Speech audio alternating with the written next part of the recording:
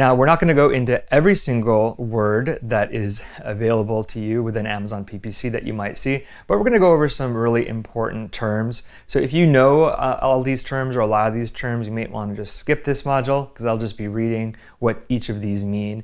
But if you don't know and you want maybe even a refresher, here we go.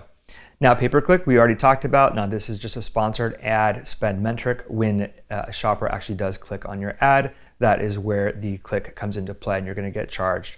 An impression, again, is also just when an Amazon shows your product on the screen to a shopper, but they don't click it. They just can see it. It's visible somewhere on the screen. Clicks is the number of times a customer will click on your ad, and that's something you want to pay attention to when you're looking at the performance of particular campaigns. And click-through rate also is another important one, and that's just the percentage of the customers that saw your ad, the impression, and then also clicked on it. A search term is what a customer types into the search bar to find a particular product, and it could be very specific or it could be very long. Customers type all different kinds of things, but these are all considered search terms. Now, the keyword is the word, the phrase, or even the ASIN that matches your product to that particular search term, but you have to be bidding on that particular search term in order to be relevant. The bid is simply the amount that you are willing to pay when a shopper clicks on your ad after Amazon has matched your keyword or ASIN to the customer search term. Some even more PPC terms. Targeting, we kind of said this with keywords, but it's an important distinction that a keyword is a keyword, but a keyword can also be a target when it comes to talking about Amazon PPC.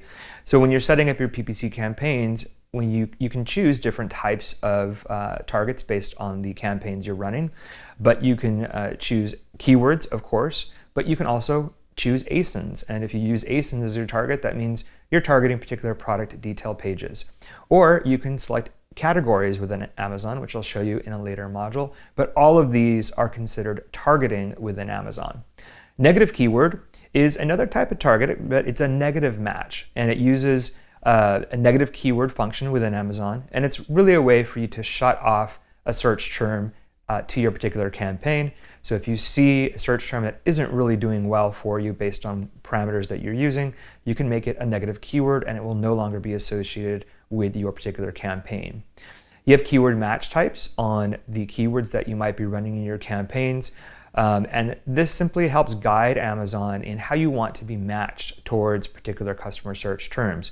You can be matched either broadly, or you can have phrase match keywords or exact match keywords. And again, this changes how Amazon targets your keywords, and I'll cover those more in detail later. Dynamic bidding is something that you can do within Amazon, and it allows you to choose between different ways of bidding overall for that particular campaign. You can choose a dynamic down only, which simply means that whatever bid that you put in, Amazon's only going to lower the bid effectively to show your particular ad. They're not going to increase that bid at all unless you tell it to, and that is your dynamic up and down bidding.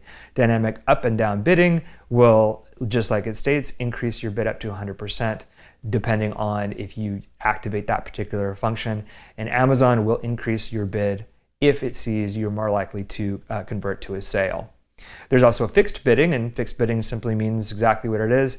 If you choose that setting, whatever bids that you put in there is going to be exactly that one. It's not going to be lower, it's not going to be higher. If your bid is $1 and you choose fixed bidding, you are always going to pay $1 for that particular click.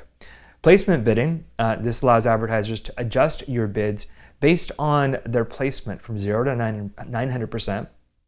For two placements in particular, this is the top of search. So this is the first page results, which is typically 4 different sponsored product ads right at the top of the page after a search, and also product detail pages. So this is something that appears on a particular ASIN or product detail pages, typically around in the middle of the page. So I'll go into more detail when we hop over into Amazon. Now, ACoS is something that most of you might be familiar with, or ROAS is the other phrase that is the flip side of this that Amazon is using more. But this is simply a metric that measures the efficiency of your advertising campaign, and it basically divides the amount of money you spent on your advertising divided by the amount of sales to get this particular figure. I like to talk about more what is your total ACoS, what is your And that looks at your total sales, not just PPC sales, and divides it by that PPC spend to give you another metric that you can use to gauge the overall success of your campaigns. And this is a metric I like to look at only because, like I said before, PPC does help with your organic sales eventually overall. So this is one way to track that performance. Now that you have an understanding of some key terms within Amazon, I want to make sure you understand the way the campaigns are developed or created. Now, these are structures within the campaigns, and this will give you a good foundation to eventually create your own campaigns.